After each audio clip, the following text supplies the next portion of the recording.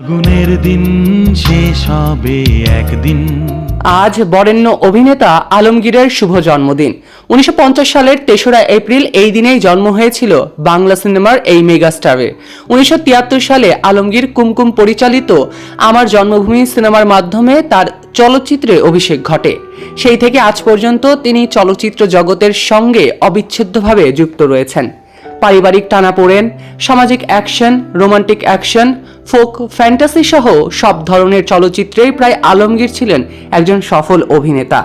দীর্ঘ ক্যারিয়ারে তিনি 250টিরও বেশি সিনেমায় অভিনয় করে দর্শকপ্রিয়তা পেয়েছেন।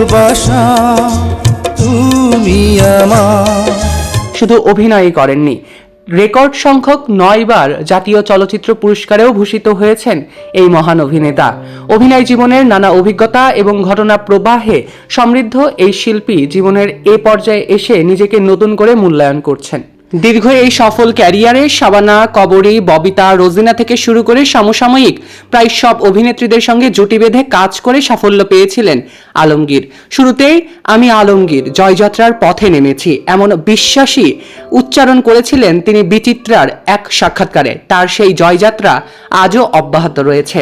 চলচ্চিত্রের প্রতি তার ভালোবাসার শিকড়ও পারিবারিক। তার বাবা কলিমুদ্দিন আহমেদ ছিলেন দেশের প্রথম সবাক চলচ্চিত্র মুখ ও মুখোশের অন্যতম প্রযোজক। তার কন্যা আঁখি আলমগীর দেশের জনপ্রিয় গায়িকা।